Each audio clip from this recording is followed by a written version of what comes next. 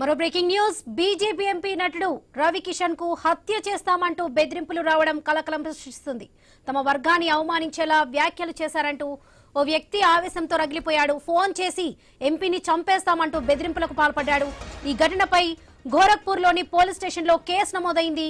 MP వ్యక్తిగత కార్యదర్శి శివం ద్వివేదికి phone చేసి ఈ బెదిరింపులకు పాల్పడ్డాడు. నిందితుడు రవికిషన్ తమ వర్గాన్ని అవమానించేలా మాట్లాడారని, కాబట్టి అతని కాల్ చేస్తామని బెదిరించినట్లుగా ద్వివేది తెలిపారు.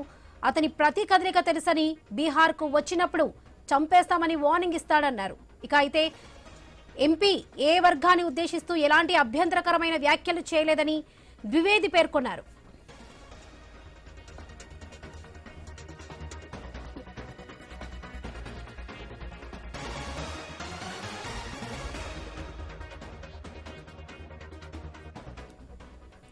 నిందితుడు బీహార్లోని అరా జిల్లాకు చెందిన అజయ్ కుమార్ గా గుర్తించినట్లుగా సమాచారం.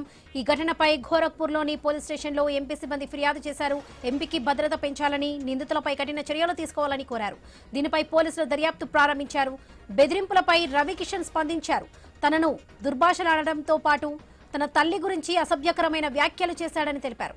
ఇవి సమాజంలో ద్వేషం, అరాచకత్వాన్ని వ్యాప్తి చేసే ప్రయత్నాలన్నారు. ప్రజాస్వామ్య బలం, సైద్ధాంతిక సంకల్పంతో వీటిని ఎదుర్కొంటామన్నారు. ఇలాంటి బెదిరింపులకు తాను భయపడనన్నారు. ప్రజాసేవ, ధర్మ మార్గంలో నడవాలనేదే తన రాజకీయ వ్యూహం మాత్రమే కాదని, జీవిత సంకల్పమని వ్యాఖ్యానించారు.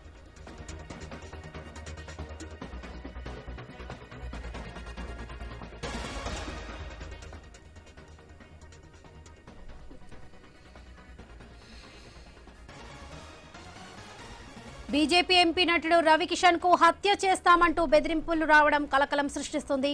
తమ వర్గాన్ని అవమానించేలా వ్యాఖ్యలు చేశారంటూ వ్యక్తి ఆవేశంతో రగిలిపోయాడు.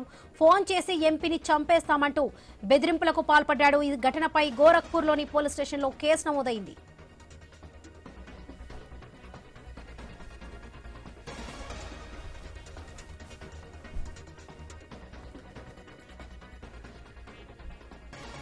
ఎంపీ వ్యక్తిగత కార్యదర్శి శివం ద్వివేదికి ఫోన్ చేసి బెదిరింపులకు పాల్పడ్డాడు. నిందితుడు రవికిషన్ తమ వర్గాన్ని అవమానించేలా మాట్లాడారని, కాబట్టి అతని కాల్ చేస్తామని బెదిరించినట్లుగా ద్వివేది తెలిపారు. అతని ప్రతి కదలిక తెలుసని, బీహార్కు వచ్చినప్పుడు చంపేస్తామని వార్నింగ్ ఇచ్చాడన్నారు. అయితే ఎంపీ ఏ వర్గాన్ని ఉద్దేశిస్తూ ఎలాంటి అభ్యంతరకరమైన వ్యాఖ్యలు చేయలేదని ద్వివేది పేర్కొన్నారు.